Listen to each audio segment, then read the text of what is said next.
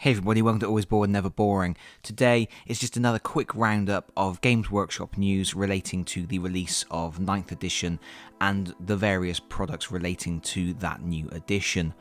However, before we get to new products that are coming out, just need to briefly mention there are certain products that are going to be made unavailable shortly. This was brought to my attention originally by one of my subscribers, John Middleton, and it's now announced on the main page of the Games Workshop web store, but some of the easy build kits that are currently available are being moved to last chance to buy, and then they will be discontinued.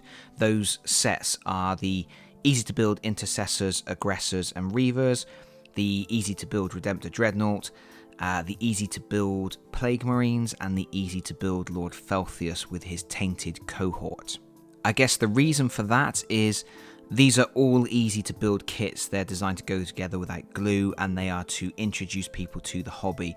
And they were pretty much designed around the release of 8th edition and the Dark Imperium sets that were available at the time.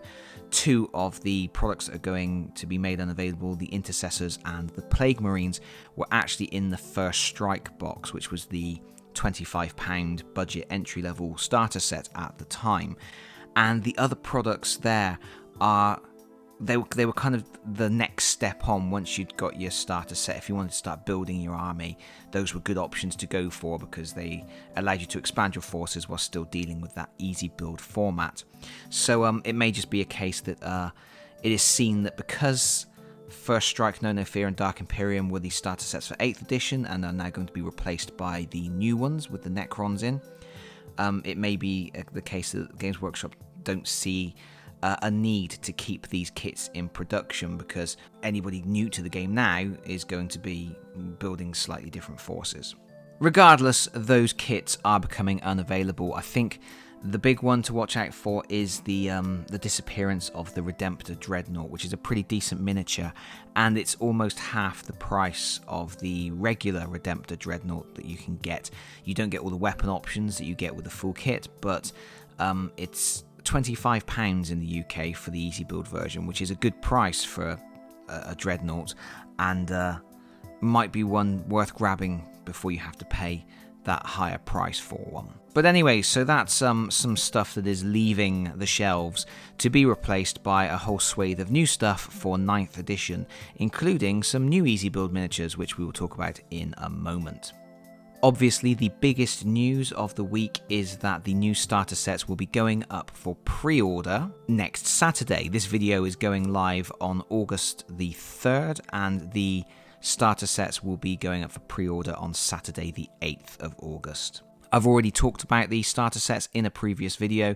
We have three. You have a small recruit set, a larger elite set, and then you have the largest set, which is the command set, and that one includes push-fit terrain and a cardboard battle board. And those aren't the only products related to the new edition of 40k that are going up for pre-order that same weekend. We also have two new starter paint sets. We have one themed around the Space Marines and one themed around the Necrons. And this is slightly interesting what they've done here because they have bundled 6 pots of paint and a brush with 3 easy build miniatures.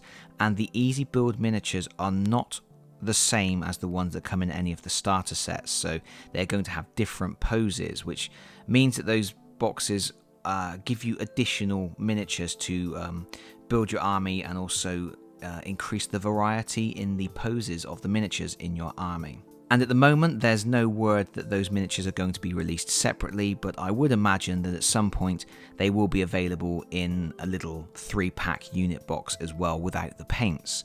But at the moment, if you want them, they come with paints. We have a set of 3 Assault Intercessors for the Space Marines, and they come with Agrax Earthshade, Abaddon Black, Corax White, Balthazar Gold, Astro Granite texture paint, and Macrack Blue. Pretty much the paints you would expect. The only metallic in there though is Balthazar Gold, which is a coppery bronzy colour, which is really nice for the trim on the spacesuit armour, but it does mean that your power swords and bolters are going to be either grey or black. The second set is themed around the Necrons, and you get a unit of 3 Necron warriors with Ghouls Flayers. And the paints you get in the set are Abaddon Black, Astro Granite Texture Paint, the gloss version of Agrax Earthshade, Runefang Steel, Tesseract Glow, and the Runelord Brass. So obviously a little bit more going on with the metallics on that set. It's a little bit of a shame that they didn't make completely different sets for the two forces. It would have been nice to have 2 sets of paints that you could buy together and not duplicate up on the paints, because if you bought both of these sets, you will get 2 pots of Abaddon Black and 2 pots of Astro Granite. Having said that, Abaddon Black and Astro Granite will get used a lot, and they have to work on the basis that you're only going to buy one or the other of the paint sets. They have provided another alternative, which is a much larger paint set. This is actually a paints and tools set, so you will get 13 pots of paint, you'll get a brush, you will get some plastic clippers for removing your miniatures from sprues, and you will get a mold line remover, which is all useful stuff. Games Workshop have said in the press release that this set is a perfect supplement for either or both of the smaller paint sets. I don't necessarily agree with that, because there is a lot of duplication.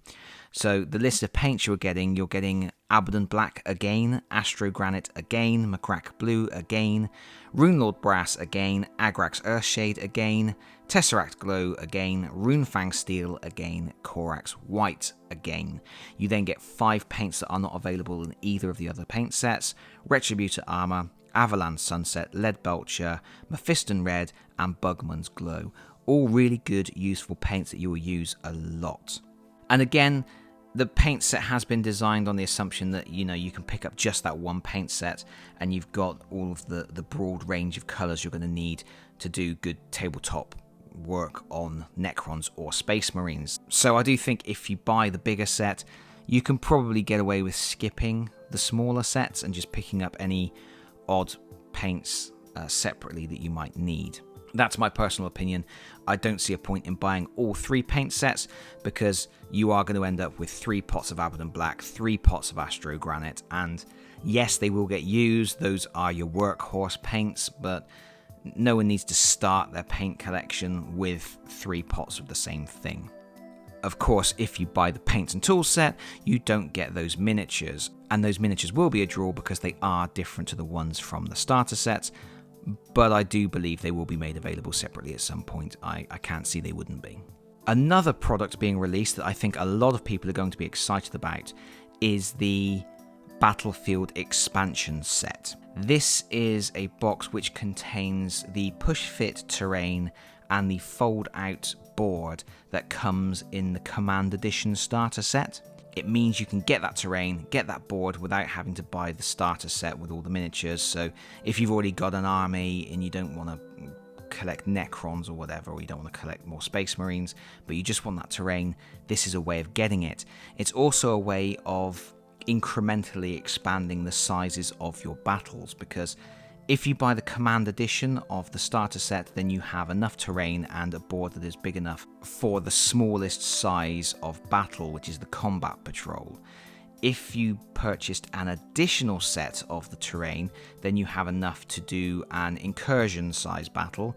And if you actually buy 4 sets of the terrain, so if you've got the starter set and an additional 3 sets, you have enough to do a large strike force size of battle. Personally, I wouldn't want to buy 4 sets and have that much of the same type of terrain. I'd like to mix it up a bit more than that. But it is nice to have that option, and I think we all expected the option to get that terrain without having to buy a starter set. And something that is interesting about this terrain pack is, if you look at the design of the different elements, some of the elements are similar to the terrain that came in the Sector Mechanicus terrain sets. So you're getting pipes and factory type elements, and then some of the structures in this pack have similar styling to the Sector Imperialis terrain. So if you've already got Sector Imperialis terrain and you've already got Sector Mechanicus terrain, this creates almost like a bridge between those two, and you can create a battlefield that transitions from one type of sector to another. And also, of course, it's terrain that's just going to mix in naturally with all those existing pieces. So it's nicely thought out and it looks good. Personally, I don't need any more terrain. I have more than enough. In fact, regarding all of these new products, I'm pretty much letting all of them pass me by.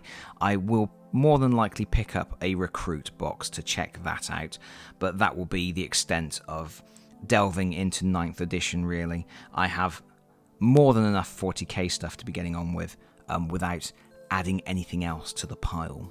And that's it, really. There's some more books and things coming out, but it's the new starter sets and the terrain packs and the paint packs I really wanted to talk about. Games Workshop did also say that this week they're going to be previewing issue 455 of White Dwarf magazine, and that's a pretty big deal because it's been forever since we had a White Dwarf magazine. The whole lockdown period meant that issues were delayed or removed from the schedule. There's only going to be 10 magazines in total this year because of that. So it's been a while since we've had an issue of White Dwarf, and normally White Dwarf magazine has some kind of content for Blackstone Fortress. Issue 454 didn't, and it was the first magazine in quite some time that didn't have any Blackstone Fortress content. Looking at the cover of issue 455, I do not see anything that might be Blackstone Fortress related, but hopefully there might be something tucked away in there. If there is, I will obviously be covering that when this magazine eventually arrives. But I think I've talked for long enough for now. So thank you so much for listening. If you've enjoyed the video, please consider pressing the like button. If you've really enjoyed the video, please consider subscribing if you don't already do so. And hopefully, I will see you all again very soon. Bye bye everyone. Bye bye.